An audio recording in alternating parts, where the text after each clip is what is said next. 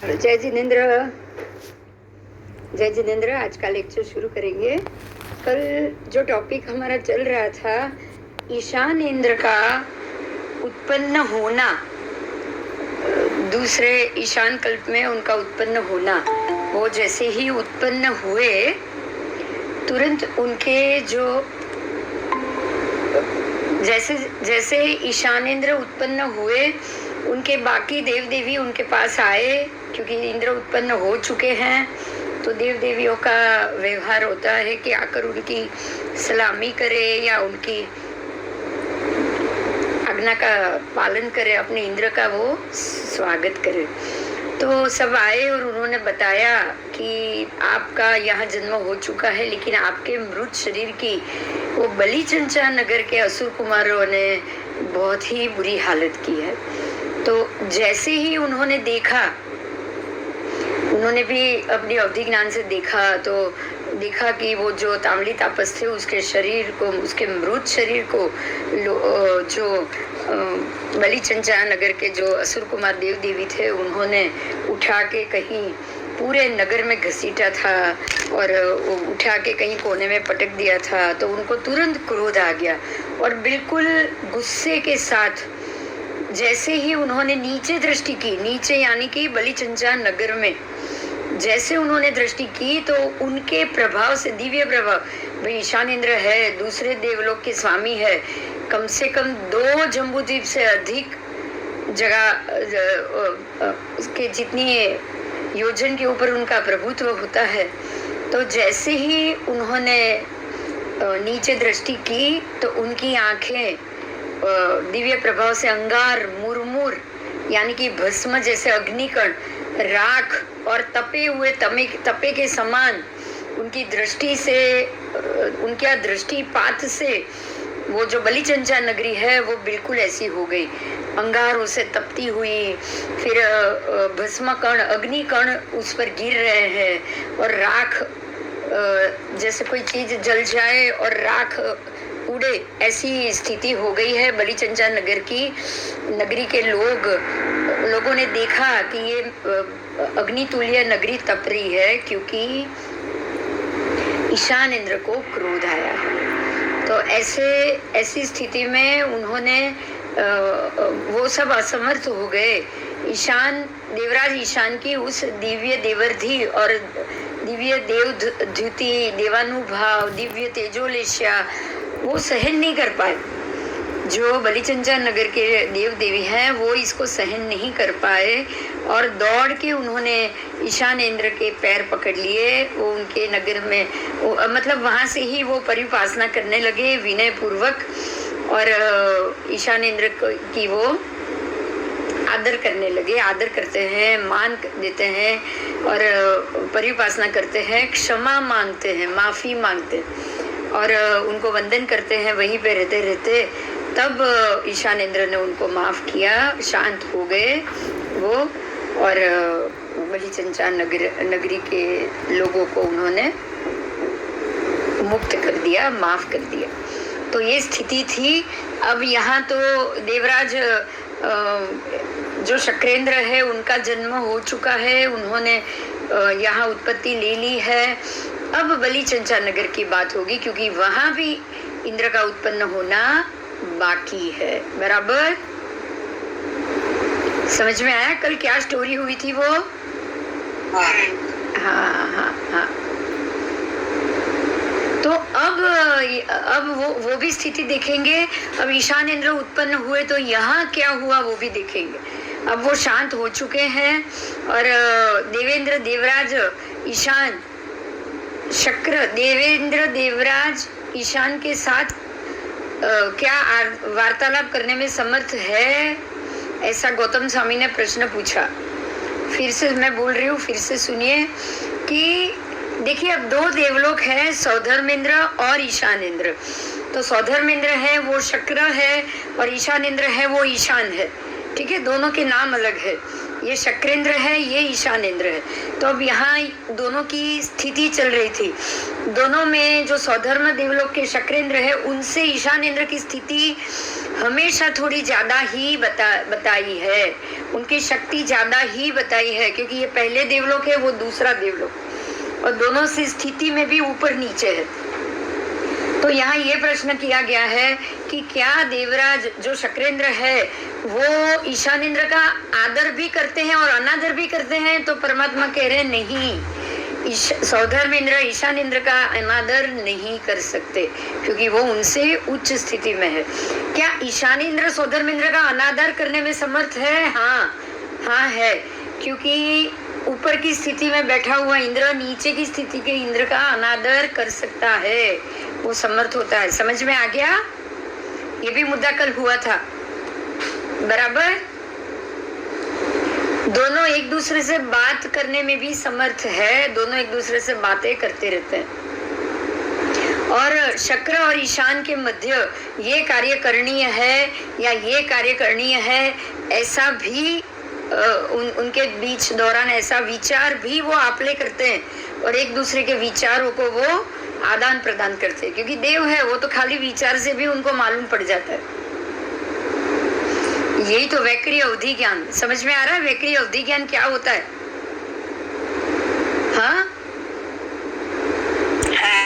हाँ, वैक्रिय अवधि ज्ञान है। तो हमारे सामने भी अगर देव आके खड़े हो जाए ना, तो हमारी आगे के पीछे की हम क्या सोच रहे क्या नहीं, वो सब परिस्थिति उनको मालूम पड़ जाएगी।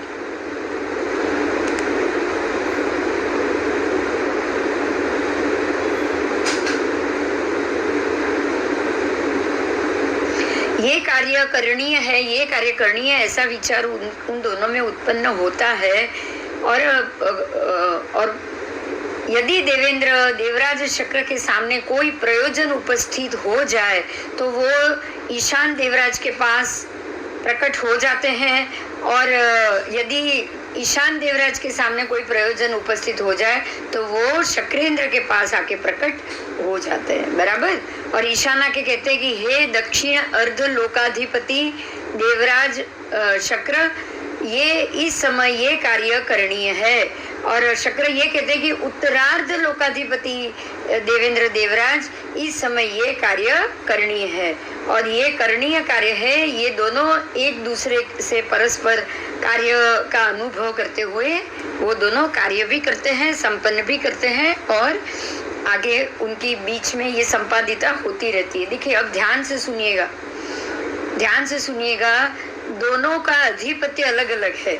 दोनों का अधिपत्य ये है कि दक्षिण की तरफ का पूरा जो दक्षिण का जो लोक है, संपूर्ण लोक, ध्यान दीजिएगा, दक्षिणार्ध लोकाधिपति बोला है, कोई जम्बू द्वीप का नाम नहीं दिया।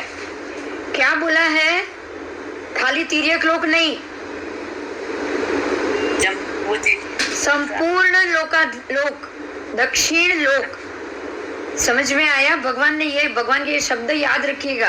दक्षिण तरफी संपूर्ण लोक, 14 राजलोक के अधिपति है सौधर्म इंद्र, बराबर। और उत्तर के लोक, उत्तर तरफी लोक, उत्तर के नीचे का नीचे की 7 नरक, फिर उत्तर का तिर्यक लोक, उत्तर तरफी ऊपर का जो 12 देवलोक है, 9 ग्रह है, जो भी उत्तर विभाग का लोक है उसके अधिपति है ईशान देवराज, ईशान इंद्र। समझ में आ गया? हाँ, मैं फिर से रिपीट कर रही हूँ और आपको बहुत ज्यादा डिटेल से भी इसको समझाऊंगी कि जो 14 राजलोक है उसमें उत्तर तरफी विभाग पूरा नीचे से लेके ऊपर तक का उसका जो अधिपत्य है वो है सौधर्म इंद्र। पहले देवलोक के हाथ में, पहले देवलोक के इंद्र है सौधर्म इंद्र, और उसका दूसरा नाम है शक्रेंद्र, सौधर्म इंद्र शक्रेंद्र। तो वो उनके हाथ में है। किनके हाथ में? पूरा दक्षिण तरफी सौधर्म इंद्र शक्रेंद्र के हाथ में। और उत्तर तरफी जो 14 राजलोक का विभाग है उसमें उत्तर तरफी देवलोक भी आ गया, उत्तर तरफी तिर्यक लोक भी आ गया, उत्तर तरफी अधोलोक भी आ गया। तो उसका जो अधिपत्य है वो है ईशान इंद्र के हाथ में। अब एक और बात है, उसको भी ध्यान से सुनिए। जैसे कि मेरू पर्वत के नंदन वन हो, फिर भद्रशाल वन हो, सोमनस वन हो या पांडुक वन हो, चारों वनों के दक्षिण विभाग में, ध्यान दीजिएगा, मेरू पर्वत के दक्षिण विभाग में चारों वनों में सौधर्मेंद्र का प्रत्येक वन में आवास है, प्रासाद है, महल है। पहले वन में भी सौधर्मेंद्र का मिलेगा, उसके पहले वन में सौधर्मेंद्र के दक्षिण भाग में, दूसरे वन के दक्षिण में भी सौधर्मेंद्र का ही प्रासाद, तीसरे वन के दक्षिण में भी सौधर्मेंद्र का ही प्रासाद, चौथे वन के दक्षिण में भी सौधर्मेंद्र का ही प्रासाद। क्यों पता है? जब भी उनको मेरू के परमात्मा के कल्याण के लिए आना होता है ना, तो मेरू पर्वत पे ये सारी व्यवस्था उनको ही करानी है, सौधर्मेंद्र को ही करानी है। देखिए 14 राजलोक में दक्षिण तरफी जो भी व्यवस्था करनी है, किनको करनी है? सौधर्मेंद्र को ही करनी, सौधर्मेंद्र शक्रेंद्र को ही करनी है। तो जब भी वो सब इनको ये विधि के लिए आना होता है ना, तो वो इसी प्रासाद में रुकते, दक्षिण विभाग के प्रासाद में ही रुकेंगे। और उसी वक्त ईशानेंद्र को भी आना होता है कि नहीं? हाँ, उसी वक्त जब भी परमात्मा का जब भी जन्माभिषेक हो तो ईशानेंद्र को भी आना होता है। और खाली पर एक परमात्मा के नहीं, एक साथ 5-6 परमात्मा का होता है जन्माभिषेक, ये तो पता है ना सबको। हाँ, तो 24 घंटे तक उनको वहां रुकना पड़ेगा। तो 24 घंटे तक तो देव कोई हवा में तो खड़े नहीं रहेंगे ना, इंद्र है वो। तो जब भी तब उसी वक्त जब ईशान इंद्र भी आते हैं तो वो दक्षिण तरफी, उत्तर तरफी, दक्षिण में सौधर्मेंद्र का वास होता है, शक्रेंद्र सौधर्मेंद्र का, ईशान इंद्र का जो वास है वो उत्तर तरफी 14 राजलोक में, उत्तर तरफी मेरू के चारों वन में ईशान इंद्र के ही आवास और महल होते हैं। समझ में आ गया? हाँ। तो ऐसा नहीं होता है कि भाई इंद्र आया, कोई भी इंद्र आया तो वो दक्षिण में रहेगा, तो दक्षिण वाला इंद्र उत्तर में भी आ सकता है, उत्तर वाला इंद्र दक्षिण में भी, ये पॉसिबल नहीं है इंद्रों में। यहाँ तक के तिर्यक लोक में अगर कोई जंगल भी होगा ना तो सिंह को वनराज माना है, बराबर? तो उसके एक सिंह के एरिया में दूसरा सिंह भी नहीं आता है, कभी नहीं आएगा। दूसरा सिंह अपना दूसरा एरिया लेके बैठेगा। तो जब सिंह में ऐसा होता है तो देव में तो स्वाभाविक है ना, होना चाहिए, होना ही चाहिए। राजा में भी ऐसा होता है तिर्यक लोक में कि एक अधिपति राजा के वहां दूसरा राजा आके दखलगिरी नहीं करेगा, या तो उसको हराने के लिए आएगा या फिर उसका आधिपत्य को स्वीकार करने के लिए आएगा, बराबर? हाँ, तो ऐसे ही इंद्रों में भी होता है। फिर से एक बार लास्ट बार बोल रही हूँ, उत्तर विभाग में ईशान इंद्र, दूसरे देवलोक के देव, ईशान देवलोक के देव उत्तर विभाग में पूरे उत्तर विभाग का अधिपत्य करेंगे 14 राजलोक का, और दक्षिण विभाग में सौधर्मेंद्र शक्रेंद्र जो पहले देवलोक के इंद्र है उसका अधिपत्य रहेगा, बराबर? क्लियर? क्लियर। आओ, ये परमात्मा के शब्द है, लोक के अधिपति बोला है, उत्तर लोक के अधिपति, ठीक है? खाली जम्बूद्वीप, खाली तिर्यक लोक ऐसा नहीं, संपूर्ण उत्तर लोक, 14 राजलोक में उत्तर विभाग। समझ में आ गया? हाँ। तो अब आप सोचिए कि जो नीचे के जो असुर कुमार के उत्तर के जो भी बलिंद्र और सारे जो धर्मेंद्र और सब इंद्र है उनको उनके सरेंडर रहना पड़ेगा कि नहीं? रहना ही पड़ेगा। और ऊपर के देवलोक वाले के भी सारे जो इंद्र है उनको भी उनको सरेंडर रहना ही पड़ेगा ना? हाँ, उनको भी रहना पड़ेगा, क्योंकि ये तिर्यक लोक के सबसे नजदीक देवलोक है इनका, इसलिए इनका अधिपत्य संपूर्ण 14 राजलोक के उत्तर विभाग और दक्षिण विभाग पे ये दोनों इंद्रों का रहेगा, ठीक है? हाँ, अभी गौतम स्वामी ने पूछा क्या ये दोनों, अब देखो 2 देवराज है, एक शक्रेंद्र एक ईशानेंद्र, अब दोनों मिलके पूरे 14 राजलोक के उत्तर दक्षिण विभाग को संभाल रहे हैं। दोनों मिलके सभी परमात्मा के कल्याणों के ऊपर आकर वो अष्टानी का महोत्सव करेंगे या फिर उनके कल्याणक महोत्सव करेंगे, तो दोनों में कभी भी वाद विवाद ना हो, ये पॉसिबल है क्या? नहीं पॉसिबल है ना, वाद विवाद हो सकते हैं ना? हो सकता है, हाँ हो सकता है। तो गौतम स्वामी ने पूछा कि क्या देवराज शक्र और ईशान, देवराज ईशान के मध्य में कभी विवाद उत्पन्न होते हैं क्या? तो भगवान कह रहे हाँ होते हैं। तो गौतम स्वामी ने पूछा कि अगर वो दोनों में झगड़े हो जाए तो कौन सुलझाता है, कौन सुलझाता है? तब भगवान कहते हैं कि गौतम ऐसे समय में वो देवेंद्र, देवराज, शक्र और ईशान दोनों सनत कुमार की मानसिक स्मृति करते हैं। किनकी? तीसरे देवलोक के इंद्र की। वो लोग अपनी मानसिक स्मृति में जैसे ही याद करेंगे सनत कुमार को, ऐसे सनत कुमार उनके मानसिक स्थिति से याद करते ही उनको मनोगत संकल्प हो जाता है और वो उनके प्रॉब्लम को सॉल्व उधर बैठते बैठते ही देखकर जान लेते। समझ में आया? तो मानसिक स्मृति करने पर शीघ्र ही वो तुरंत प्रकट हो जाएंगे। ये देवलोक में ऐसी बात है, आप इनको याद करो और वो आपके सामने प्रकट हो जाए, क्योंकि आपकी मानसिक स्मृति पे देवों का कब्जा होता है। तो वो अपने देवों के भी मानसिक स्मृति पे उनका कब्जा होगा कि नहीं? होगा ही होगा।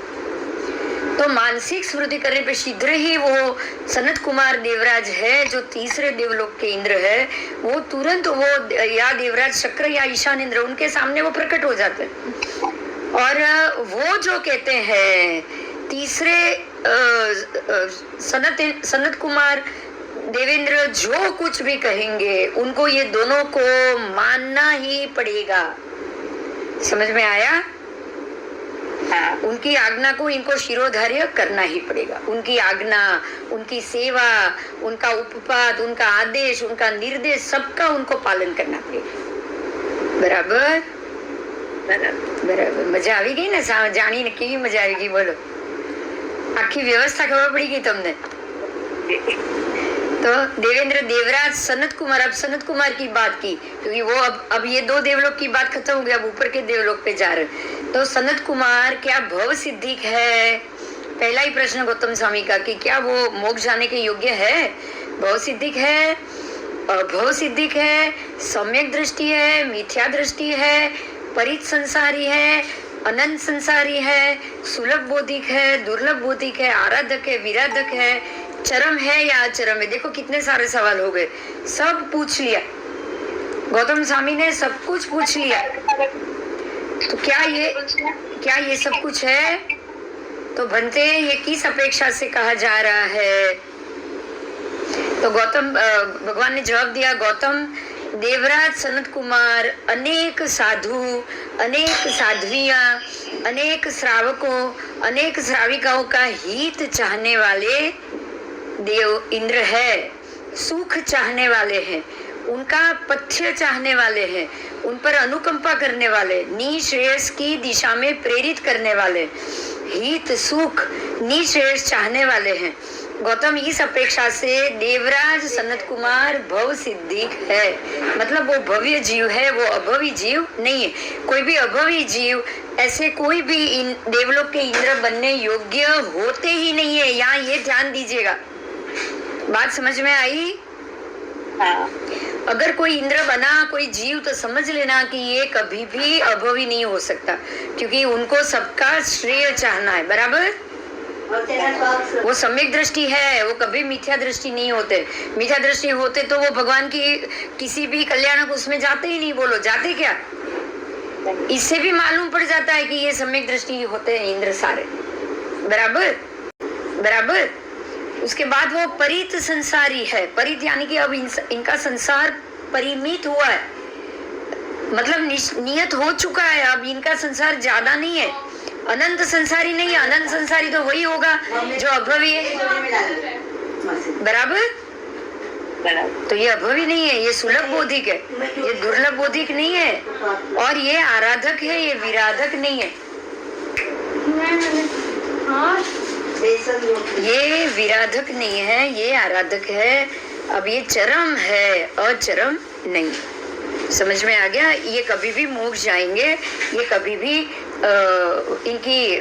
इनका जो संसार है वो घट चुका है, नियत हो चुका है, परिमित हो चुका है, और ये सम्यक दृष्टि है, और ये भव सिद्धिक है। जीव भवांतर में ये मोक्ष जाएंगे। ठीक है? अब सनत कुमार की बात है, उनकी स्थिति कितने समय तक की है? 7 सागरोपम। सोचो आप, ये 2 सागरोपम की आयु थी, इनकी सनत कुमार की 7 सागरोपम की आयु। और ये आयु क्षय, भोग क्षय और स्थिति क्षय होते ही तीनों चीज साथ में क्षय होगी, भोग क्षय भी, आयु क्षय भी और स्थिति क्षय भी। ऐसे क्षय होते ही होने के अनंतर वो उस देवलोक से चवित होके कहाँ जाएंगे? अब सनत कुमार भव सिद्धिक तो है ही, सम्यक दृष्टि तो है ही, तो अब वो वहां से कहाँ उत्पन्न होंगे? तो महाविद्य क्षेत्र में उत्पन्न होके सब दुखों के वो अंत करेंगे, केवली बनेंगे। तो अब आपको यहाँ ये बहुत इंपॉर्टेंट पॉइंट मिला, पहले, दूसरे, तीसरे, चौथे देवलोक के जो भी इंद्र बनते हैं वो उसके बाद वाले भव में मोक्ष जरूर जाएंगे। समझ में आ गया? आज ये बहुत अच्छी बात जानने को मिली। देवलोक के इंद्र की बात है, इसलिए उसके भवनपति की बात यहाँ ऐसी नहीं मानी जाएगी कि ये दूसरे ही भव में मोक्ष जाएंगे। बराबर? दूसरा उद्देशक, पहला उद्देशक समाप्त हुआ। पहले उद्देशक में आपने ये पहले देवलोक, दूसरे देवलोक, तीसरे देवलोक, 3 देवलोक तक की विगत जानी। बराबर? हाँ, अब दूसरे उद्देशक में चमर आ रहा है भगवान को वंदन करने के लिए। तो चमर आए हैं और वो परमात्मा को वंदन कर रहे हैं। आओ। चमरेंद्र, असुर राज चमरेंद्र चमरचंचा राजधानी की सुधर्मा सभा में चमर सिंहासन पर बैठे हैं, 64,000 सामानिक देवों से परिवृत। कितने? उनकी राजधानी में वो 64,000 देवों से परिवृत है। आप सोचो कि ये असुर कुमार की भी रिद्धि सिद्धि कितनी, आप सोच सकते हो? बोलो, अब पुण्य कहाँ खर्च करना है? अब समझ में आ रहा है? तो और परिवृत थे वो, वहां से ऊपर आए 64वें सामानिक देवों के साथ। नीचे वो नीचे से तो ऊपर ही आना पड़ेगा ना उनको, तो वो ऊपर आए, समसरण में आए और भगवान के सामने भी उन्होंने नाट्य विधि का उपदर्शन कराया किया। और वो फिर वो पूरे अपने समुदाय को लेके जहाँ से आए थे वहां वो चल दिए। देखो, ये एक जब भी परमात्मा समोसरण लेकर बैठते हैं, मतलब समोसरण होता है, अभी महाविद्य में भी ऐसा होता होगा, देवलोक वहां आए दिन जाते रहते हैं। समझ में आया? देवो वहां, इंद्र वहां आए दिन जाते रहते हैं अपने देवों के साथ, परशुराम में जाते हैं, भगवान के सामने अपने जो 32 नाट्य विधि होती है उसका प्रदर्शन करते हैं, उनको परिउपासना परमात्मा को वंदन करते हैं और अपने नगर में वापस चले जाते हैं। ये उनका आचार है कि कहीं भी तीर्थंकर परमात्मा का केवल ज्ञान लगा हो और परमात्मा समोसरण में बैठे हो तो वहां जाए और ऐसे ही भगवान की परिउपासना करे। समझ में आ गया? देखो, अभी है ना हम लोग जो वार्ता कर रहे हैं वो चल रही है। देखो, 3 देवलोक का ही क्यों बताया? क्योंकि पहले वो शक्रेंद्र आए तो गौतम स्वामी ने सवाल किए। बराबर? तो गौतम स्वामी के सवाल के भगवान ने जैसे ही जवाब दिए और 3 इंद्र तक बताया और तुरंत वहां चमरेंद्र आए। तो अब चमरेंद्र आए तो मुद्दा बदल गया। आप ऐसा समझिए कि समोसरण में देशना चल रही है, शक्रेंद्र आके गए, उनके आके जाने के बाद गौतम स्वामी ने जो भी सवाल किए 3 देवलोक तक, उसके जवाब भगवान ने दिए। और जैसे ही वो तीसरे सनत कुमार देव की बात चल रही थी उसी वक्त ये चमरेंद्र आए और चमरेंद्र भी आए और उन्होंने भी अपने 64,000 सामानिक देवों के साथ परमात्मा की परिउपासना की, नाट्य विधि बताई और उसके बाद वंदन करके वहां से चले गए। तो अब चले गए तो अब गौतम स्वामी चमरेंद्र के सवाल करेंगे कि नहीं? हाँ, तो अब गौतम स्वामी ने उनके सवाल किए कि भगवान अब जो आए वो कौन थे? अब जो आए वो कौन थे? ये भी इंद्र थे। तो परमात्मा ने कहा ये चमरेंद्र है जो सौधर्म कल्प के नीचे। कहाँ रहते हैं? अब उन्होंने पूछा कि भगवान ये इस रत्नप्रभा पृथ्वी के नीचे रहते हैं क्या? असुर कुमार देव रहते हैं? ऐसा उन्होंने पूछा। तो भगवान ने कहा नहीं गौतम, ऐसी बात नहीं है, ये अर्थ संगत नहीं है। तो कहाँ रहते हैं ये पूछा। ये कहाँ रहते हैं? ये रत्नप्रभा पृथ्वी के नीचे नहीं रहते। तो 7वीं पृथ्वी के नीचे, सौधर्म कल्प के नीचे भंते क्या ईशत प्रागभरा पृथ्वी के नीचे असुर कुमार देव रहते हैं? तो नहीं गौतम, ये भी बात संगत नहीं है। तो बोलो ना आप, फिर आप परमात्मा आप बताओ कि असुर कुमार देव कहाँ रहते? तब कहा कि गौतम, ये असुर कुमार देव रत्न प्रभा पृथ्वी के ऊपरी भाग में जो रत्न प्रभा पृथ्वी की 1,80,000 योजन की मोटाई जाड़ाई है, 1,80,000 योजन जाड़ी रत्न प्रभा नरक पृथ्वी है, जो ऊंचाई में 1,80,000 है, लेकिन चौड़ाई में वो एक रज्जु प्रमाण है। समझ में आया? आप सोचो कि इतनी लंबी चौड़ाई,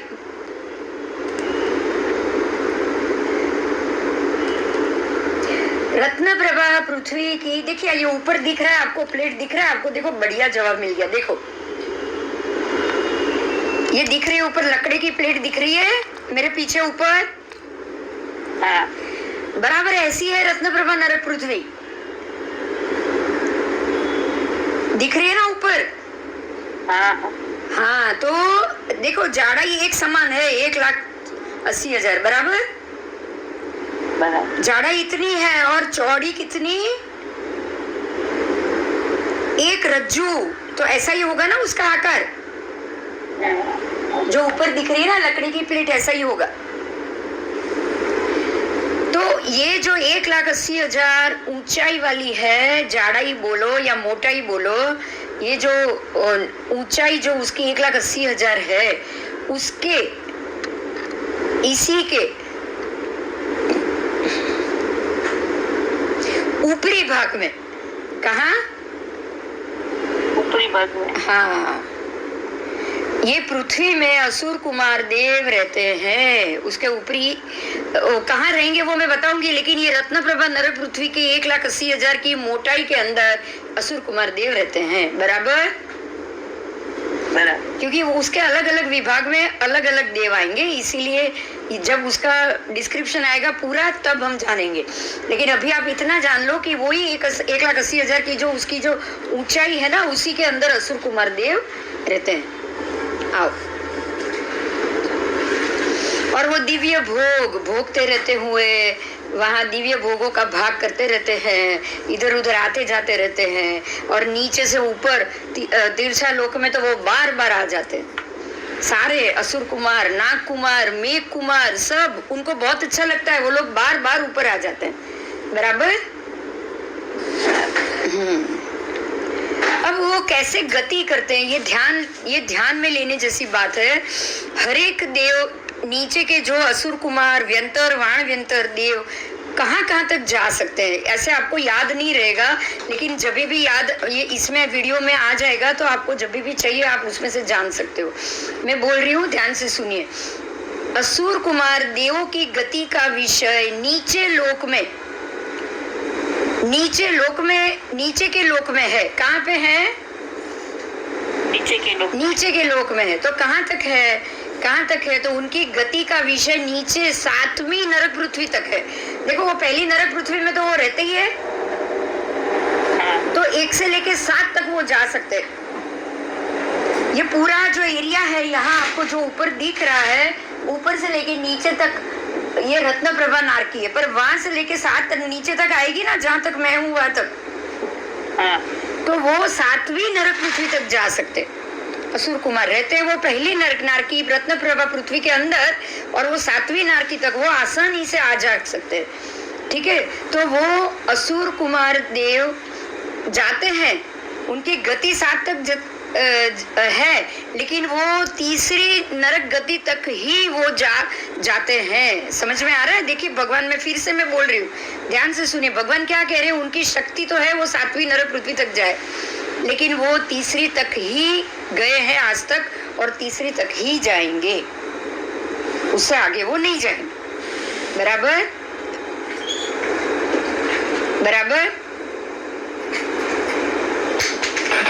हाँ। अब वो तीसरी तक जाते हैं, बार बार जाते आते रहते हैं। क्या करते हैं पता है आपको?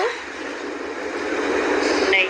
हाँ, भगवान कह रहे हैं, वो गौतम स्वामी ने पूछा कि वो क्यों आते जाते रहते हैं, उसका प्रत्यय क्या है? उनका प्रत्यय क्या है, वो आने का कारण क्या है, जाने का कारण क्या है।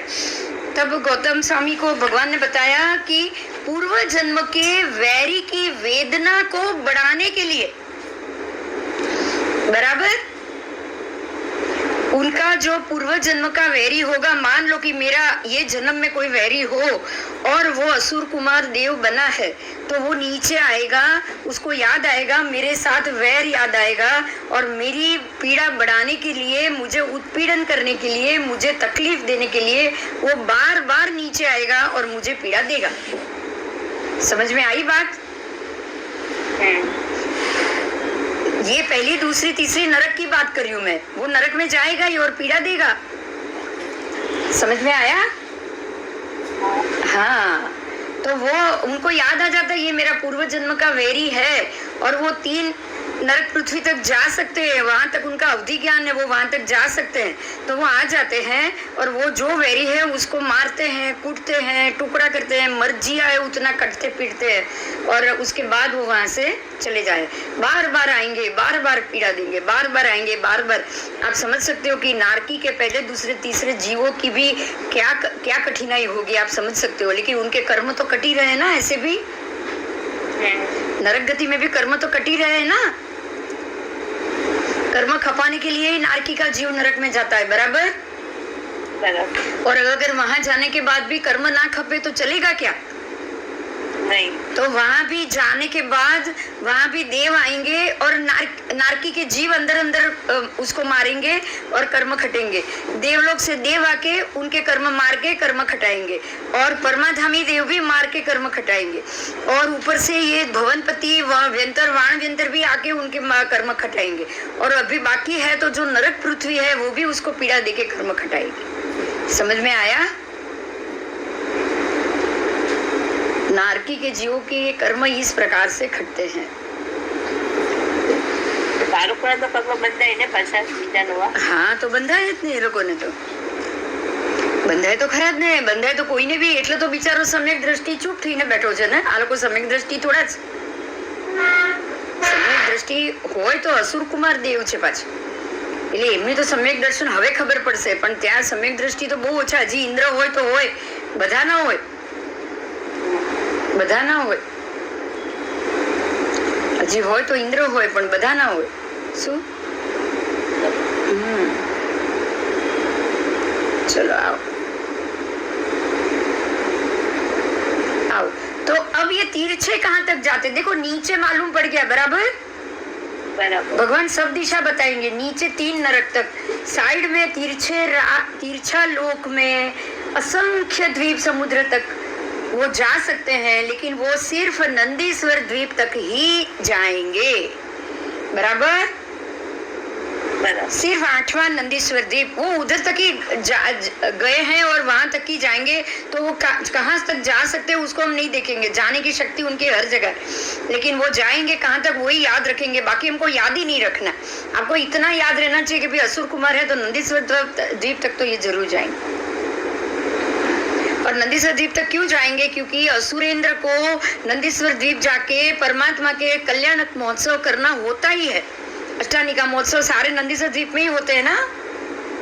हाँ। तो वहाँ तो 64 के 64 इंद्र और उनका सारा जो उनके सारे सामानिक देव है, उनको तो जाना ही पड़ेगा ना। हाँ, नंदीश्वर द्वीप में अष्टानिका महोत्सव करने के लिए तो 64 इंद्र ही जाएंगे, बाकी तो कोई जाने वाले है नहीं। तो 64 इंद्र में असुर कुमार भी आ गए, भवनपति भी आ गए, वंतर वाणवंतर के भी आ गए, तो ये सब लोग नंदीश्वर द्वीप तक तो जरूर जाएंगे, बराबर। तो तीर्छा में नंदीश्वर द्वीप तक। और ऊर्ध्व में क्यों जाएंगे? ऊर्ध्व में कितनी, आप तीनों गति को याद रख लो। ऊर्ध्व में तो वो चाहे कहाँ तक भी जा सकते हैं, लेकिन वो स्वधर्म देवलोक तक ही जाएंगे, बराबर। वैसे तो वो कहाँ तक जा सकते हैं? 12वें देवलोक तक, उससे आगे नहीं, उससे आगे नहीं। पर वो कभी गए ही नहीं है। वो कहाँ तक जाएंगे? खाली स्वधर्म देवलोक तक। इसलिए असुर कुमार या जो भी भवनपति है खाली पहले देवलोक तक जा सकते हैं, उससे ऊपर नहीं। क्लियर हुआ? हाँ। तो अब ध्यान से सुनिए, वो बलि चंचा नगरी वाले देव, असुर कुमार देव और उनका जो समुदाय था, वो ईशान इंद्र तक तो जाएंगे ही नहीं ना, वो नीचे से ही उनकी विनंती की होगी ना उन्होंने। हाँ, ऊपर तक तो गए ही नहीं होंगे ना। नहीं। हाँ, शक्रेंद्र तो दूसरे देवलोक में, तो वहां तो जाने का सवाल ही नहीं है। हाँ, तो खाली सौधर्मेंद्र तक ही ये जा सकते हैं, सौधर्म कल्प तक ही। और अगर ये दोनों साथ में होते तो सौधर्म ईशान दोनों बताते ना भगवान। ध्यान से सुनिए, सौधर्म ईशान दोनों बाजू बाजू में नहीं है। क्यों? अगर होते तो वो वहां भी जा सकते कि नहीं? हाँ। ऊपर नीचे है तभी वो सौधर्म तक जा सकते हैं, ईशान तक नहीं जा सकते। क्लियर हुआ? हाँ। आपको बार बार ये पाठ मिल रहा है कि सौधर्म ईशान ऊपर नीचे है, मिल रहा है ना? हाँ। अगर ये ऊपर नीचे है तभी खाली सौधर्म तक ही ये जा सकते हैं। अगर ये पास पास दोनों होते तो इनका तो देखिए, असुर कुमार तो पूरे एक रज्जू तक फैले हुए हैं ना नरक में। तो नरक में तो रत्नप्रभा नारकी तो पूरे एक रज्जू तक फैली हुई है, तो असुर कुमार देव और उनके आवास तो एक रज्जू तक फैले हुए होंगे। उनको तो एक रज्जू से ऊपर जाना है, तो वो तो ऊपर जाके सौधर्म देवलोक भी तो एक रज्जू तक फैला हुआ है, बराबर। तो अगर दक्षिण में सौधर्म और उत्तर में ईशान होता ना, तो उस तरफ के उत्तर वाले जो असुर कुमार है वो आराम से ईशान में चले जाते कि नहीं? जा सकते थे। इसीलिए क्लियर हो रहा है, आज बिल्कुल क्लियर हो रहा है कि पूरा सौधर्म देवलोक पूरा का पूरा एक रज्जू में, उत्तर दक्षिण पूर्व पश्चिम मात्र सौधर्म है, ईशान उसके ऊपर ही है, बराबर। अभी एकदम क्लियर हो गया, क्योंकि ये लोग खाली सौधर्म तक ही जा सकते हैं, पहले देवलोक तक, दूसरे देवलोक तक ये नहीं जा सकते। तो फिर उत्तर तरफी ईशान वाला हो या दक्षिण तरफी ईशान वाला हो, सौधर्म तक वो जरूर जाएंगे। अधिपत्य की बात अलग है, लेकिन देवलोक पूरा है सौधर्म, उत्तर दक्षिण पूर्व पश्चिम पूरा एक रज्जु ત્રસનાડી गोलाई में है, बराबर।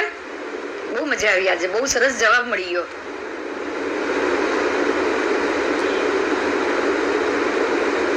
મળી ગયો કે નહીં બોલો?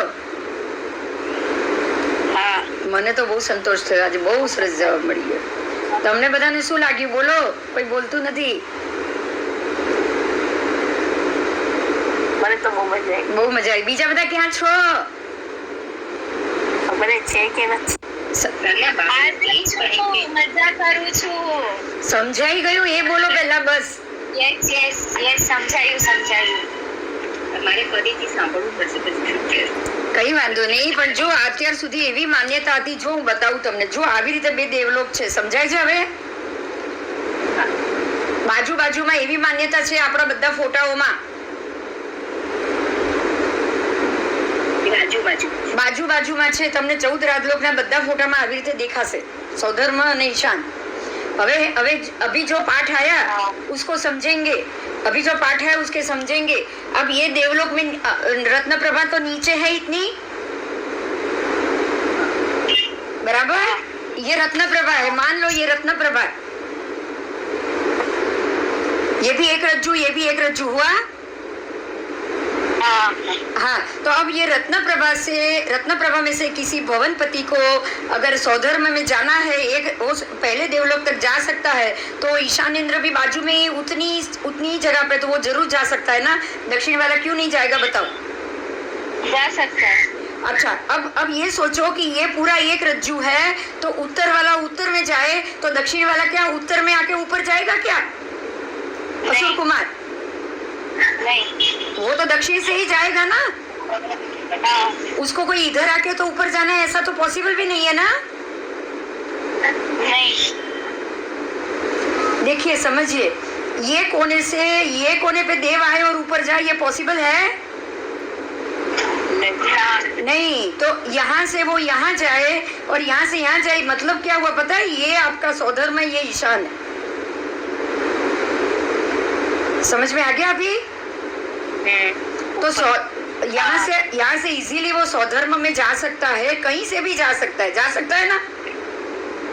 और ये भवनपति देव ईशान में कभी भी नहीं जा सकेंगे।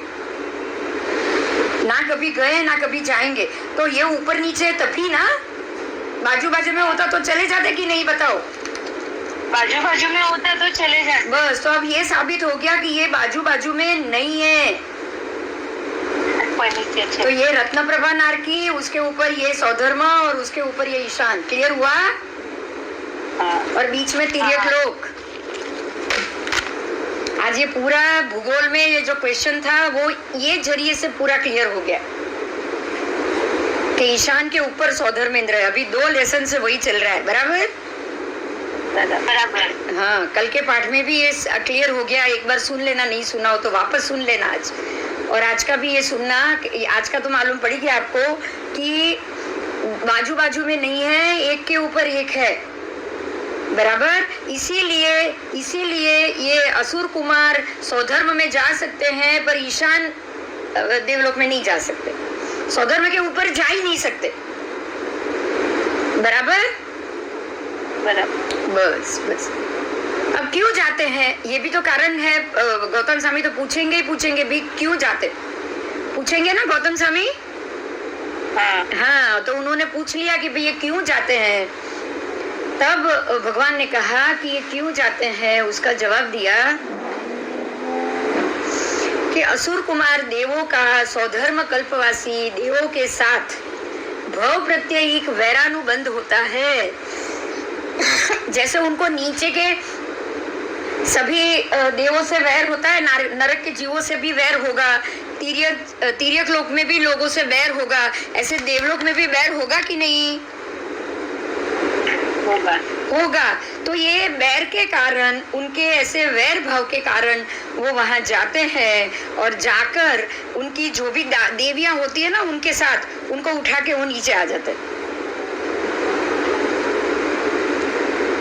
और गुस्सा दिलाते हैं इस प्रकार से। कैसे?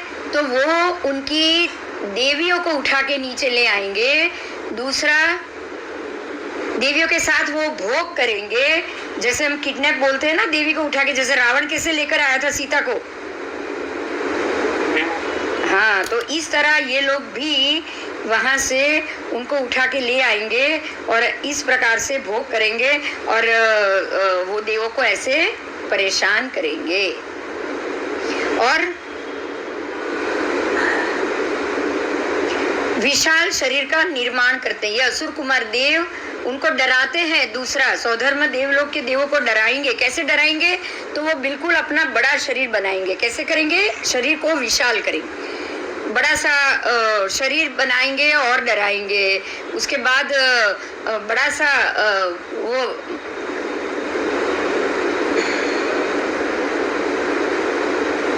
आत्मरक्षक देवों को तंत्रस्त करेंगे, क्योंकि उनके जो देव है, इंद्र को नहीं लेकिन देवों को तो वो जाके परेशान कर ही सकते हैं ना। हाँ, तो वो उनके देवों को भी जाके परेशान करेंगे।